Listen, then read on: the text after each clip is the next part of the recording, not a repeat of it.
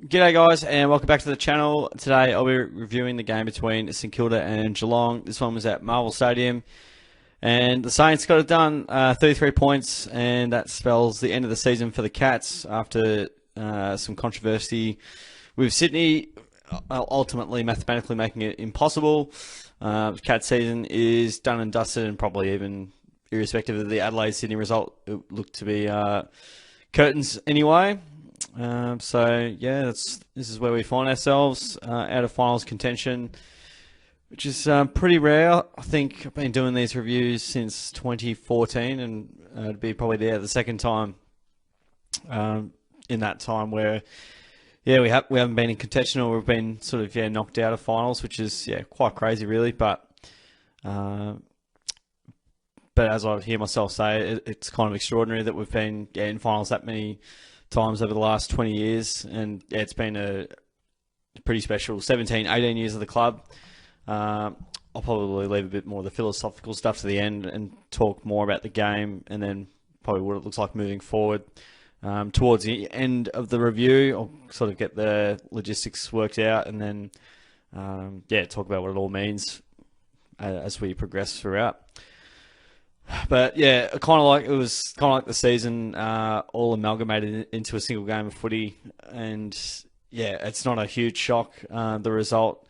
It was disappointing in how it sort of panned out, and I look at it as against a pretty average team, we never got going, and never looked like we were in the game, and didn't have any answers at all whatsoever, which is probably the most disappointing part of the game. The Saints are back in a bit of form. I'd like to think we're sort of trying to find our best form, and it feels like we've been living off borrowed time for the whole year. When we get going, always projecting forward, but that sort of moment never really came along for various reasons, of course, and injuries obviously play a little bit of a part. They're not the sole reason for it. I think even with most of our best players in, we still weren't playing that well at the start of the year, so it's no guarantee that you have your best team in, you're just going to front up again and get it done. But it was a frustrating night right from the get-go. They score pretty easily, pretty quickly. They won by 33 points, the Saints, but really probably flattered us massively, because that was a 10-11 goal loss in my eyes. As we can see, they had nearly 10 more scoring shots than we did. So, to me it felt like a 10-goal loss with how we played, and we were beaten in every area of the game pretty comprehensively, especially around that contest, and we knew going into the game that no real recognised ruckman was going to be a massive challenge, because we know how good Rowan Marshall is, and he tore it up, and their midfield subsequently got on the end of some pretty good work there, and look, we tried, but the Saints tried harder and they were better. It's about as simple as it gets, really. We were, incohesive down back, off the back of lack of pressure on the ball carrier. The Saints had time and space to move it, whether it was from midfield to forward 50 or from their back line. They walked it out, and I think we've seen that all year. Teams basically get through us really easily and carve us up with their ball movement, and a lot of that is just lack of pressure. Is it lack of hunger? You're not going to get the last year repeated. It's pretty hard to sort of come by. But it wasn't really a lot of positives to take out of it. I think the main positive was that St Kilda didn't kick so accurate. St Kilda were inaccurate on goal, which didn't make the scoreboard look too bad. So, like at half time, probably should have been 6 goals down. We were in the game, and it probably wasn't until halfway through the last quarter where I was like, all right, the Saints have the game now. Whereas, teams somehow never put us away. I don't know how. They don't kick straighter than you'd expect. But look, we hung in. We had a bit of a crack. I can't say everyone had the same crack as Tommy Atkins, and I'll talk about him a bit later. But it was just a season that never really got going. Very frustrating night at the office, to basically have no answers for when the Saints, and I knew going into the game that Ross is going to make it a dogfight. Is going to make it very difficult for us to score. very difficult for us to move the ball. I knew that was going to happen, and when we already haven't been playing well and haven't been moving the ball well, I thought, well, this is going to be, I tipped the Saints to win, clearly off the back of that. And then, we were just stuck in our back half for far too long. St Kilda were, I mean, a lot of credit does go to St Kilda as well, in terms of, how they pressured us, how they moved the ball. Their run and spread from the contest was, ultimately played a big part, and then their forwards just got really good looks, and it's been a problem for most of the year. The marks have conceded inside 50 for them again. It just comes back to, contest work, and then post-contest, what we've done from there. And without the football, we're probably right up there with, West Coast and North Melbourne in terms of defending ball movement and being able to, turn the ball over. We just haven't been able to turn the ball over like we did, last year, and that's where most of your score comes from, being able to make the opposition make mistakes, creating that turnover, and then being able to score from it. And then even when we did have some turnovers, like we had some really good looks, and then we just didn't execute for whatever reason. So, it's very tough to watch at times, just sort of see, what has been a great team, just sort of, it sort of caught up with them on that one night there, really, where, it all sort of fell to pieces, and, the Saints were too good, and we just didn't get the game on our terms, and that's been, when we have played well, we've had it on our terms for a little bit in portions, but that's kind of been the messaging, and what we've seen throughout the year is we haven't been able to have it on our terms for long enough, and that's why we are where we are, and that's why we miss finals, and might not be the worst thing. We have seen teams sort of miss the finals and then bounce back up. Again, I'll probably leave the projecting forward stuff, again, once I get through the game and digest that first. So with the ball, the Saints had nearly 80 more touches than us, so they smashed us with the ball. We didn't give ourselves much supply, and then the Saints had nearly 60 inside 50, so they had a stack of opportunity up forward. Disposal efficiency, both sides chipped it around a fair bit, so their efficiency was up. Inside 50, the Saints were pretty dangerous. Can't recall a free kick count of a contested ball, and lack of getting the ball probably didn't enable that many. But I think 20 free kicks to 5 is quite. I don't recall such a low number of free kicks in a game and such a massive amount against. So not sure what the go is there on the umpiring front, but I just review the game. I don't umpire the game. Hit-outs, Saints got the job done there pretty comfortably. Plus 17 clearances, plus 12, plus 7 in centre clearances. So around the ground they destroyed us, and this stat here is pretty disappointing. Smashed it in the contested ball game, and then on the outside. I mean, when you lose disposals by 80, you're gonna find out about it in the contested ball. No contested ball. We turned the ball over a fair bit as well, and let the Saints take 151 marks. It was just unbelievable. We took a fair few ourselves, but a lot of those were sort of back half, sort of chipping sideways. It was like watching 2021 Geelong out of form at times, really, with just a lack of dare to sort of drive the ball through the corridor and take the game on. That was really disappointing. I thought going into the game, if you're any chance to win, I mean, lose by 80 points trying to win the game as opposed to conservatively losing it by 6 goals. Marks inside 50 was an absolute smashing, 20-9. We couldn't get much separation up forward, and the Saints had a lot of deep entries and good looks, one-on-ones, and then they were able to find a way, won the contested mark battle as well. And they were in front from start to finish. So we're never really in the game, and we were never really out of it until sort of and that last quarter. So, the Saints didn't have to tackle too much because we didn't have the ball a lot. It was a fast-paced game. So, that's about the only stat we won on the night was the tackles and tackles inside 50. But other than that, it was a demolition job, really. All right, so the votes for this game, Tommy Atkins, he gets a 3. He was, I thought he was exceptional. The one standout we did have, he kicked 1 goal. Had the 23 touches for the game, 9 tackles, 5 clearances. If we had 22 Tom Atkins playing, might not get a big score, but his endeavour and effort and unconditional effort every week is why he's one of our best players. And if Moore could have the same care that he did, we wouldn't be in this position. But that's where we find ourselves. I've given the 2 votes to Tom Stewart. It was pretty tough to pick the votes, really. I mean, when you don't play well, it's always hard to pick the right players. But yeah, Stewart got the 30 touches. He had the 13 marks as well, a couple of tackles, 600 metres gained. So yeah, he tried to create from half back. Again, yeah, he's had an average season by his standards. We hold him in high stead and have him subjected to pretty high standards. But yeah, he did okay throughout the night. And the 1 vote, I'll go Zach Guthrie. Had an absolute...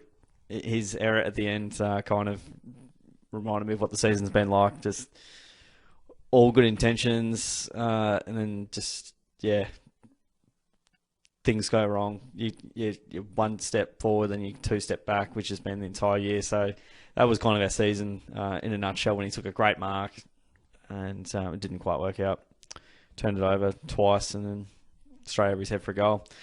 But I thought, yeah, outside of that, he was really good, and as a bit of a light down back for us. He kicked one goal, had the 21 touches, 10 marks, so he was really good in the air, and yeah, I like the way he went about it. Duncan's game was solid. He had the goal, he had the 27 touches as well, 11 marks, so yeah, he worked pretty hard and he tried to create, which was good. Tui somehow ended up with 25, so yeah, again, solid on the numbers front. He kicked a goal, also the 8 marks, goal assist as well, so yeah, he battled. Grian was good early. He kicked 2 goal assists, kicked a point, 21 touches, 5 marks, 4 tackles as well, a couple of clearances, and yeah, he was industrious around the ground. O'Connor was alright. He had the 18, 8 marks, took the game on a little bit. Bose was okay. He had the 18 as well, took the 9 marks. Again, I don't think a lot of these mark stats are going to be anything to go by, because a lot of them would just be, chip sideways, uncontested. But yeah, Bose has a crack. Smith, he's checked out, so that's all right. He got us a premiership in North Smith as well. He's done his job. 17 touches, 7 marks. Also ended up with a goal assist. But his second half of the year has been below par for sure from his lofty standards, but that's all right. He's done what he's needed to do, and he's very happy with his efforts. Holmes was solid. He had the 20 touches, kicked a goal as well, 3 clearances. Tanner Bruin, he tries hard. Had the 19, 4 clearances, a few tackles in there as well. Cameron could not get a look in up forward, so he went up the ground, which was good. Ended up with 23 somehow. 23 disposals, same as Tommy Atkins, which is quite remarkable. But again, nowhere near the impact that he'd normally have, and just wasn't able to really find the ball up front. De Koning ended up with 13, 6 marks. Played a little bit of ruck, and again he sort of had to go down back once Radically went down. Parfitt ended up with a 13 from 50% game time, so I don't know why we play him, but I've been saying that for weeks. Stengel, again, really quiet season for him. If you look at his year last year and then this year, it's just absolute polar opposite. Didn't find much of the ball, kicked 1 goal, 1. Where's his bags of 3s and 4s? They've gone missing this year. Tommy Hawkins back from the hamstring injury. Was a presence up forward for us, and probably the only real winner up forward, because we didn't really have many answers, and he kicked 2 goals, 4 marks. So, he had to go. Buse, relatively quiet, 10 touches, 6 marks. Probably made some horrendous mistakes. Dangerfield, one of his worst games of all time. Looked pretty battered and injured. 13 touches, 3 clearances, 5 tackles. Just couldn't get that breakaway speed from the contest, and just fumbled all night. So, clearly wasn't right, but things you do when your season's on the line. Cole Jasny, again, probably one of the worst games for the club. 10 touches, 5 marks, but just some horrendous errors and mistakes all round. So, it seems untouchable at times. I think it's worth giving Cooper White or someone else a bit of a crack, because Cole's not getting it done. He's not spoiling he's barely intercept marking, and he's just constantly gets pinned for holding the ball. So I don't know what you have to do to actually get dropped from the side once you've played over 100 games. Shannon Neal, he had the 3 touches, 3 handballs, 5 tackles in there. So he was playing ruck. They were hoping to play him up forward a bit more, but that didn't happen. Close went off with an ankle injury. Pretty quiet up until that. With a goal assist, 6 touches, so just the 1 kick. He loves a handball, Closey, but didn't really get too involved. Radaglia had the 3 touches, didn't get involved much. Injured early on in the piece with possibly a hamstring.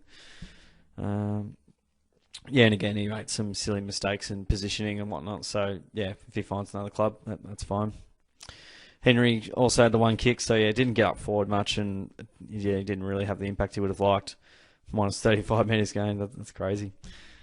So there you go. That's how it looks like from a player's perspective. And second last review of the year as we look forward to next week, where we've got the Western Bulldogs at GMHBA down the highway, Saturday night game. If I can get the mouse going there. So unfortunately that one's on free to air, so apologies for anyone that has to watch on there. I think the Doggies probably win this one. We've got really, nothing to play for. That might release they might actually just play. Who knows? And the pressure might be off. But I'd be disappointed. It's disappointing either way. But I mean, if we play really, really well, I'd be pretty disappointed. If we win and find a way to win, awesome. But it's not really about the results. More about what can we get out of the season. What can we find out in the final round? Can we get some kids into the fray? And I think there'll be some players that will have some surgery and whatnot that need to sort of happen early on in the piece, being that not much can sort of come from this game. So hopefully the kids can just run around and enjoy it, and also celebrate some of the champions. I don't know if there's anyone else other than Isaac Smith, but wouldn't be a bad time to. I don't want us in 1 to 2 years' time having 7 or 8 go at once. So we kind of need to phase it out over the next couple of years and sort of manage that. And clearly, we need more than just one over 30 to retire this year to sort of bring some youth in and go from there. So I've got the Doggies. I suspect they'll win. Last I checked, we'll see how they're going at the moment. I think the Eagles were up. I'm sure they'll bounce back. So Doggies are up by 7. I've been down by 13 at half time, so we'll go back to this. And look, it's a bit of an empty feeling. It's going to be, it is so odd because we're just so accustomed to Geelong making finals, and 2015 was the last time, and then 2006 the time before that. So it seems to be almost every 9 years that we bomb out. So 2015 we missed it, and we sort of picked up some pretty handy players. We've got Tui, Henderson, Scott Selwood, Paddy. I think that they were the main sort of pickups. I'm not sure if Reece Stanley was already with us. He might have been there the year before, but and then we were able to sort of bounce back up the ladder a bit. I think we finished second from that. So in terms of like era's over, I don't know. We're not really going to know until probably 10 rounds in next year. 10 to 16 rounds in, we'll probably know whether it's over and whether there's a bit of a rebuild, reshift going on. I mean, it's going to depend on what we do in the off season as well. If we I feel like we're a couple of a really good midfielder and another in and under type midfielder, a good small defender away from being more competitive than what we have been. And clearly, injuries haven't helped and cohesion hasn't helped. Even with our best team available, we haven't really been as good as we would like to have been. But like it's been quite the season. It just the whole time you're just sort of hoping that things will get better, and they just never did. It has been a tough season to sort of watch on, and knowing full well that because we were tipped to go back to back by some punters. I mean, clearly the Premier, and when the Premier wins really well in the grand final, you generally think that they're a pretty good look, and it just goes to show how hard it is. You all start at 0-0 at the start of the season, and you just have to go through it all again. And after 10 years of finals campaigns, for a lot of these players that have been part of that that last decade, it is just long season after long season after long season. I think it had that accumulative toll, and it's just it's resulted in what we've seen sort of this season, where it's just kind of like fallen over a bit. And we sort of like crashed our heads in the ground, and thankfully we've got a premiership to show for it. It could have been a whole lot worse. It could have lost that qualifying final in Collingwood. We could have completely bombed out of finals last year, and I'd be sitting here pretty empty, to be honest. And we were able to sort of find a way to get it there, and I think to celebrate 4 flags in 17 or so years out of 18 is it's pretty special, and very privileged and lucky to be in that sort of situation. And unfortunately, find ourselves out of finals this time around.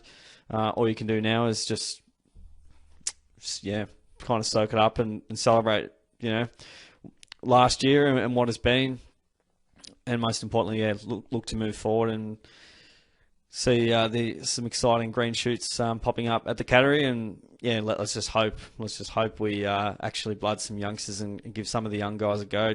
Doesn't mean you have to throw all the old guys out all at once, just to start handing the reins over to the kids a little bit more and giving them a bit more of a crack and a bit more responsibility, because they're the future and they're going to take us forward. So it'll be very intriguing to see what we do in the off season there, and what we go draft pick wise, and trade period is probably the most interesting part. Will we try and load up again? Who knows? With a full healthy list, hungry for some more success, with some youth and exuberance and new guns in the team. You just never quite know. And it's been one of the most even seasons of all time.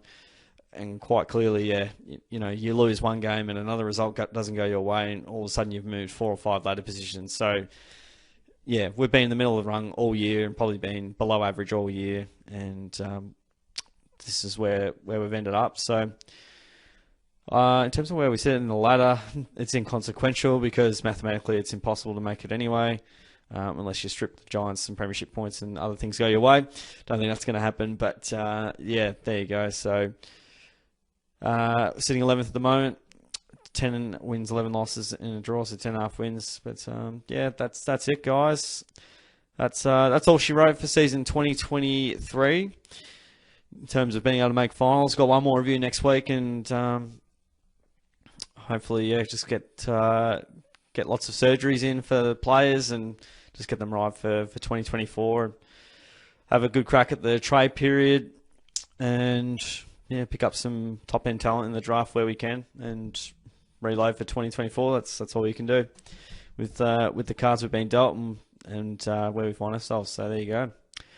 Guys, I hope you enjoyed the review. Don't forget to give it a like, subscribe away, all that amazing stuff. And appreciate all you loyal Cats fans that stick around and watch each and every week. And you can look at this a few different ways. You can be frustrated. You can be relieved. I've got a lot of emotions going through me at the moment, especially with what sort of happened. But you can't help but be proud of what we have achieved. And you can't always be up the top. And it's unrealistic to always be in the top 4. So I think when you don't make it, you just realise how lucky you sort of were to make it into the top 8 and top 4 all those times. And ultimately, we got our reward at the end of last year, and we made it. Got the premiership at 12 o'clock, and the clock resets again.